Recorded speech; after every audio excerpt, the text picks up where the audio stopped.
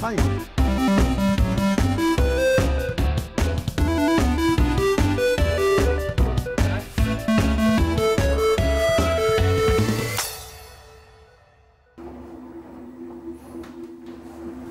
Hvor?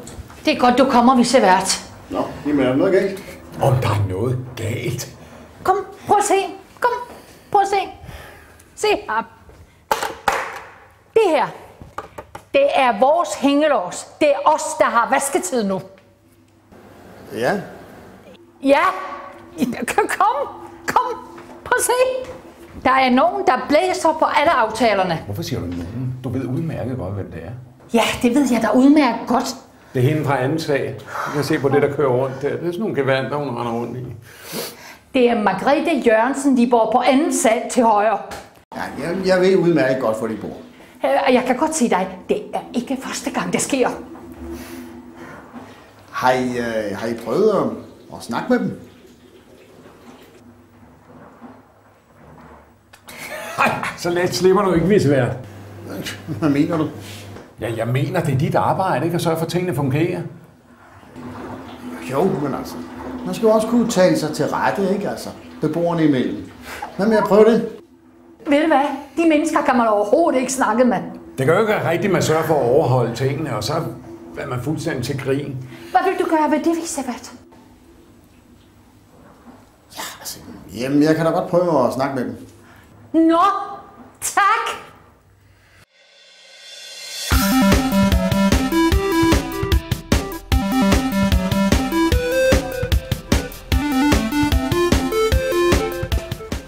Hej Svend. Hej. Så hvad er du ved at hænge op? Ja, det er høstfesten. Det er jo nu folk, de skal melde sig til. Ja. Hvad tror du, der kommer lige så mange som sidste år? Ja, det håber jeg da. Du Morten, vi har snakket om at stille en stor grill op ude på græsplænen. Er det okay? Jo, altså. Jo, altså det er da helt fint. Ja. Altså, problemet er bare, jeg aner simpelthen ikke, hvor man får fat i sådan en henne. Ej, jeg kender nok et sted, hvor vi godt kan låne sådan en stor grill. Ja. En. Hvor mange tror du, I skal bruge? Ja, altså, 2 vil selvfølgelig være dobbelt så godt som en. Ved du hvad, jeg undersøger lige, og så skal jeg nok give noget besked, ikke? Okay, fint. Tak. Du Morten, der hvor du låner dem, har de også kul? Ja. Ja, skide godt. Ej, men det er en kæmpe lettelse, Morten. Det er det simpelthen. Tak skal du have. Ja, okay. Godt nok. Jamen, hej Svend. Hej Morten.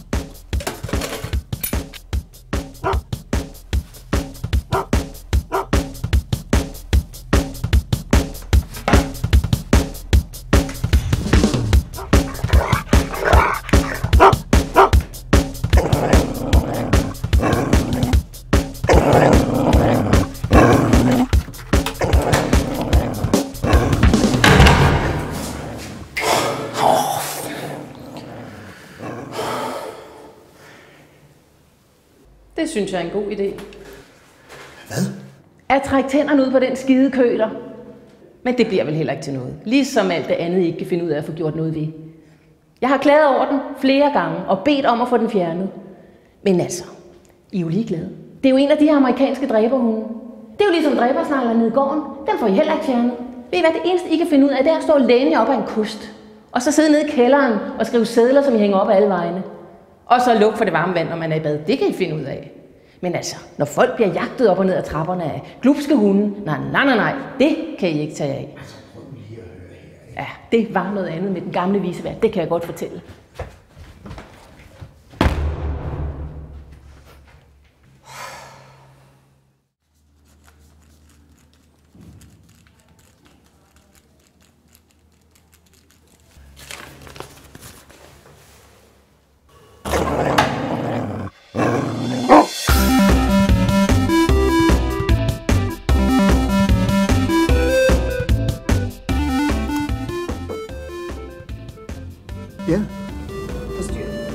hej, hvad kan jeg gøre for jer? Se, Frederik, du kan sætte dig der.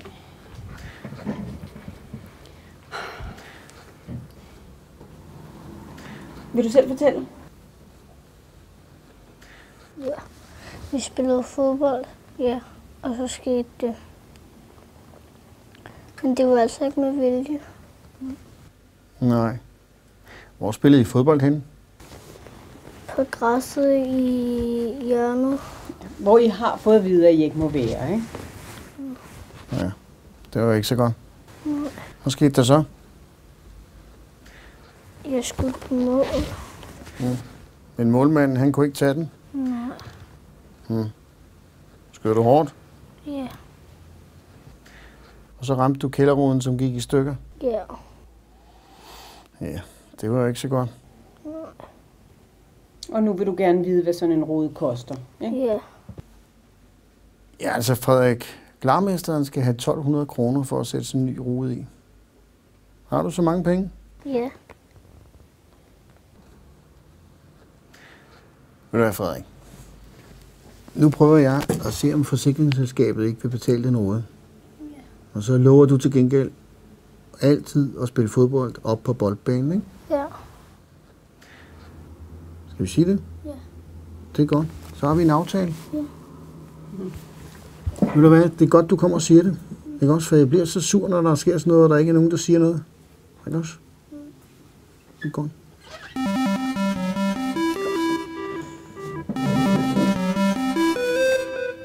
Hvad mener du med, at jeg selv skal købe et nyt lysstofrør? Det er fuldstændig ligesom en almindelig pære. Det er det da ikke. Det er da en del af et armatur. Hvordan armatur? Et lysstofrør armatur, det er standardudstyr i alle lejligheder. Men vil du også have, at jeg skal gå ud og købe en ny vandhane, hvis den ude på badeværelset går i stykker, eller hvad? Det er da noget helt andet. Ja, det er det da ikke. Det er da de samme lysstofrør, I bruger ude i gangene og nede i kælderen. Jamen, det er overhovedet ikke det, det drejer sig om. Det er en skjult huslejeforhøjelse. Hvad? Ja, nu har I skruet huslejen helt op, og så skal I finde på andre måder og flå os for pengene for, ikke? Altså, så, hvad bliver det næste? Slitage på gelænderne, eller? Så jeg ved ikke, hvad det er, du snakker om, men altså, beboerne har altid selv skulle købe pærer. Men du har masser af dem liggende, ikke?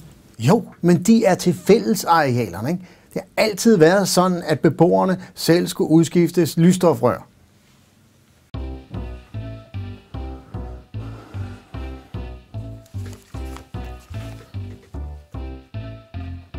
Men det er nogen, der kører en gro, ikke? Jo. Jamen, så sælg mig et af dem til en god pris. Du kan bare beholde overskuddet og putte det i kaffekassen. Jeg er ligeglad.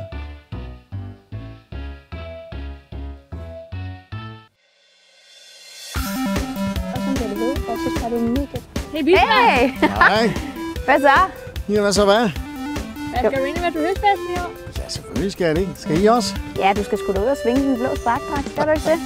Ja, det skal jeg, men det bliver nok ikke til den samme musik, som I skal. Kom nu. Helt ærligt. Vi ved alle sammen, du elsker Nick og Jay. Ja, det er sådan nogle små drenge, ikke? Nej, det er dine store idoler. Nå, okay. Nå, det er sådan noget, I godt kan lide? Ja. Nick og Jay, de er sgu da the shit. Okay. Nå nok. Jamen, så ses vi da bare. Det gør Ja, det gør sgu. om, ikke? Det er en aftale. Gem os lige en til mig. Nå. Det er sgu meget sjovt. Skal vi skrive? Ja. Fuck, jeg er mæt, mand. Hey, piger, kan I ikke lige tage at rydde op efter jer? Hvad fanden er du laver? Du skal sgu da ikke stå og røre med hende, mand. Fuck, hvor er du klam. Du er. Føj. Ad, siger jeg bare. Kan I ikke rydde op efter jer? Det skulle da alligevel dit arbejde at rydde sådan noget op. op, sgu da. Hvad fanden tror du, at du får dem penge for? Ja, det er jo jeres skrald, ikke? Ja, so what? Så må du altså snakke med nogle andre om det der svans.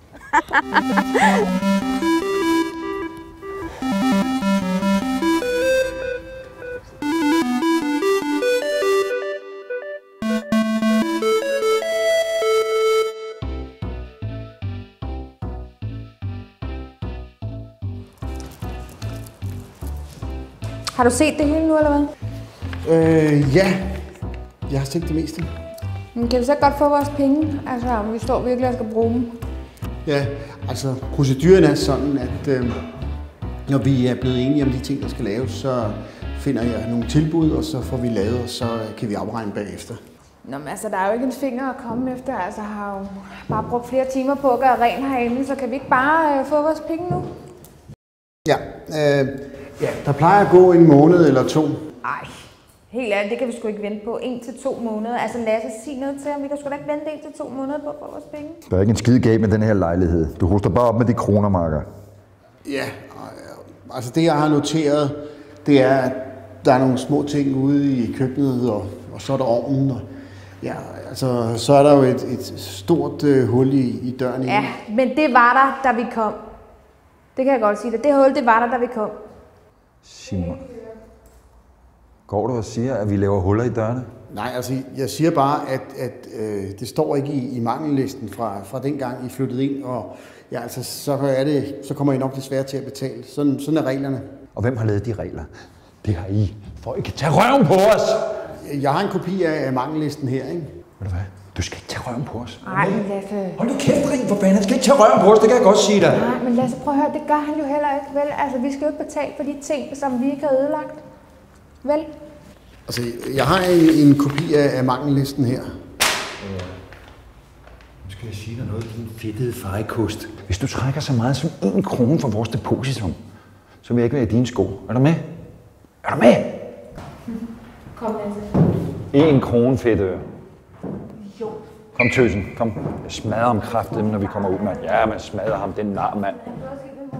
Jeg tænker kun på sig selv. Det er fucking fjols, mand.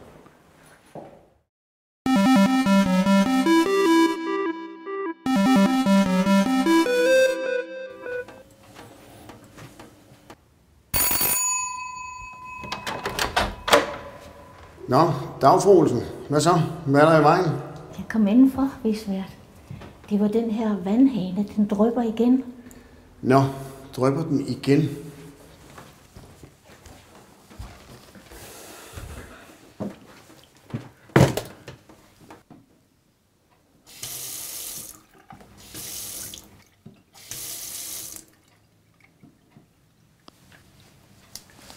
Der er sådan set ikke noget galt med din vandhane, fru Olsen. Du skal bare huske at lukke den. Nå, jamen det var da godt. Ved du hvad, vicevært, nu jeg lige har der, prøv lige at komme med herind. Nå, skal du have gæster? Jeg tænkte, du nok kunne trænge til en lille kop kaffe i fare rundt hele tiden. Aha. Og en enkelt kop kan du nok klare. Sæt dig ned. Ja. Jeg ved godt, du sikkert har mægtigt travlt. Men man skal huske at slappe af. Det sagde jeg også altid til min mand, men han ville ikke høre. En dag, da jeg stod ude i køkkenet og havde været ude og smøre hans frokost, så sad han og var død. Det siger du ikke. Han sad som inde i stolen, hvor du sidder nu. Okay. Så stod jeg der med 4,5. Og hvad skulle I gøre? Nej, hvad gjorde du? Ja, så satte jeg mig ned og spiste maden. Der var ingen grund til, at den skulle gå til spilde. Nu henter jeg lige kaffen.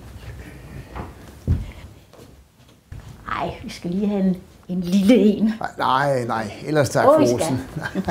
Ja. Jeg har forresten fået brev fra min søn i Australien. Så kan du bare se her.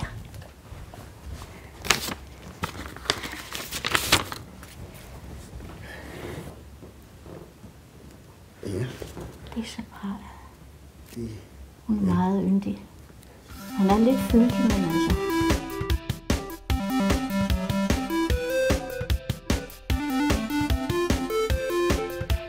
Hey, vicevært! Hey, vicevært! Hvad så? Har du snakket med hende? Hvad sagde hun? Hvem? Margrethe, hende med vaskemaskinen. Nå, ja, jeg har ikke lige nået at snakke med hende endnu. Jamen, det var det, du sagde, du ville. Du lovede. Men jeg har ikke lige mødt hende. Jamen, hvornår? Det er dig, der er vicevært. Rolig nu, ikke? Jamen, det er os, der betaler din løn. Ja, og jeg skal nok tale